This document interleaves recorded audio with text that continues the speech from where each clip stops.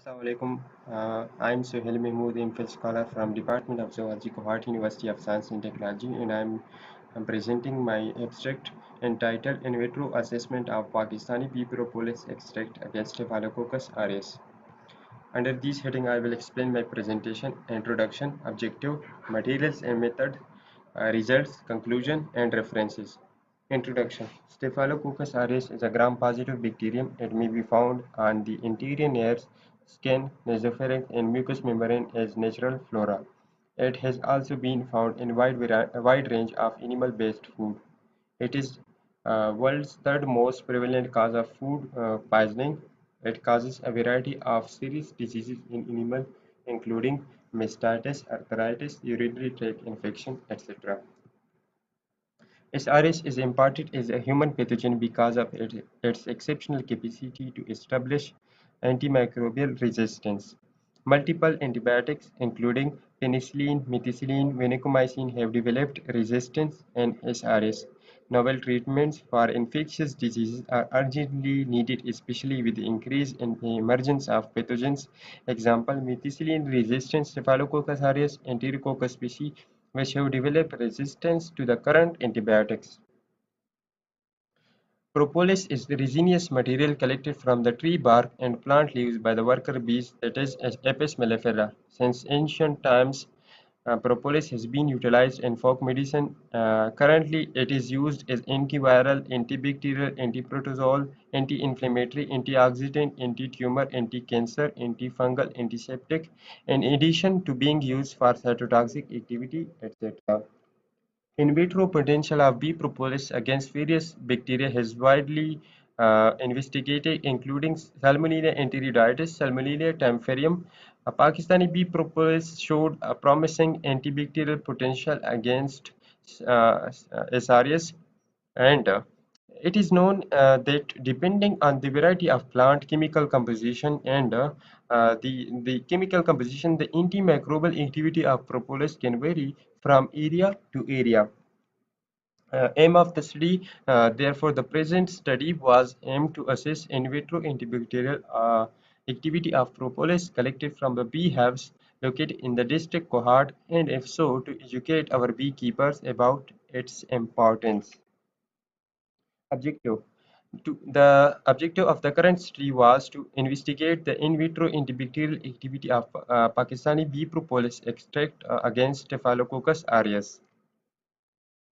Materials and method. Propolis was collected from the beehives located at District Kohat, Khyber Pakhtunkhwa, Pakistan. The hand-collected propolis was chopped into small pieces and stored in the dark until it was processed. With the help of electric grinder, the dried propolis sample was crumpled. The grinded propolis extract used in the experiment was dissolved in the ethanol solvent, that is 1 gram of propolis was dissolved in 10 ml of ethanol solvent, and it was then stored in the airtight bottles at 25 degrees Celsius for 14 days. After every 5 hours, the bottles were shaken for a few minutes. The solution was filtered using a filter paper after 14 days. And to achieve the crude from the extract, the filtrated extract was concentrated by evaporating the solvent using a rotary vacuum evaporator. Finally, the crude of extract was kept at 4 degrees Celsius for experiment. These are the pictures taken during experimental work. Extract. These are the picture showing the process of extract preparation. First, the solution was made, then filtration. It was filtrated, and then the filtrated solution was concentrated using a rotary vacuum evaporator, and finally the crude extract was obtained. Stark solution and serial dilution. The stark solution of propolis was prepared by dissolving 10 milligram of crude extract and 10 milliliter of uh, ethanol.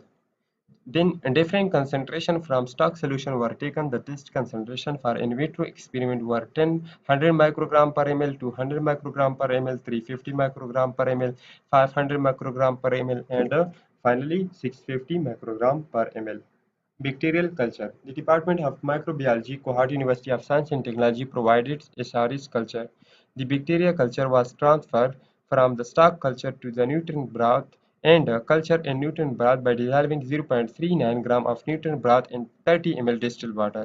Then 3 test tubes of 10 ml were taken and 10 ml nutrient broth solution was added into these three test tubes. The 30 microliter bacteria from the stock culture was added to the two test tube and uh, the third test tube was left for control group to be compared with the rest of test tube so that the growth of bacteria is occurred or not. And then these all test tubes were incubated at 37 degrees Celsius for 24 hours to achieve the necessary growth. This is the picture of bacterial culture during culturing and nutrient broth.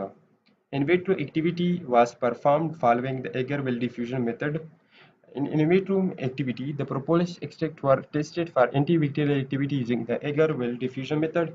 20 ml Muller-Hinton agar, that is MHA media, was used to make a test plate with a diameter of 10 cm. This media was autoclaved along with the Petri plates, loop cork borer, tips, and a cotton swab, etc. at 121 degrees Celsius for 20 minutes of sterilization. The sterilized media was poured into Petri dishes and on cooling shifted to the laminar flow hood under sterilized conditions. After the medium had solidified using sterile glass-made pipettes connected to a vacuum pump, 8 mm diameter wells were punched into the agar and the agar plates.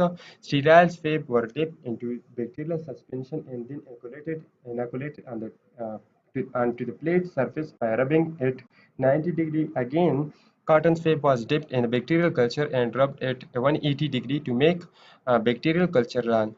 Each well was filled with a 30 microliter of extract.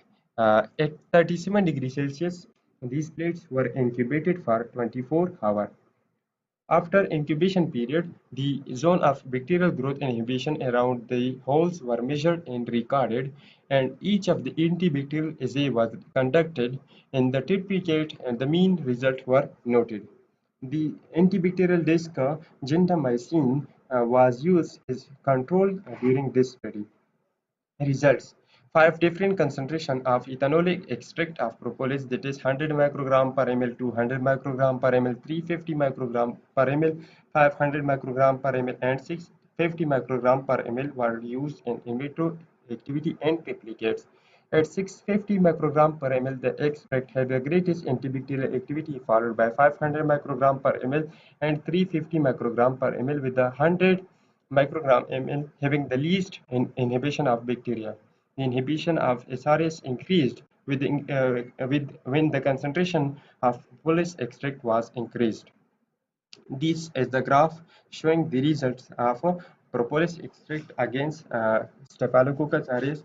In this graph, it shows at 100 microgram per ml, the zone of inhibition were 2.33 mm. Similarly, at 200 microgram, the zone of inhibition was 9.6 mm. And at 350 microgram per ml, the zone of inhibition was 12 mm. And 500 microgram per ml, the zone of inhibition was 14.6 mm, and at last the 650 microgram of propolis extract per ml, the zone of inhibition was 17 mm. This is a picture showing the zone of inhibition of propolis concentration against Staphylococcus aureus. Conclusion: the current study found that ethanolic extract of Pakistani bee propolis had antibacterial potential against Staphylococcus aureus. The antibacterial activity of propolis extract increases with the increase of concentration. Recommendation: further research is needed to assess the biochemical content of Pakistani bee propolis for use as natural antibacterial agent in a variety of applications. The Pakistani bee propolis extract may be used as against Staphylococcus aureus. These are the references. And finally, I would like to acknowledge Dr. Sambal Halim, Dr. Saeed Ishaq Anjum, for my supervisor during entire my research work, Professor Dr. Shahid Niyaz Khan, Chairman Department of Zoology, Kohad University of Science and Technology, and Nurul Akbar, a PhD scholar, Amir Sadiq, Riazamin Asifullah, Shawana Nawaz, the MPhil scholar, Kohad University of Science and Technology. And finally, thank you for listening my presentation.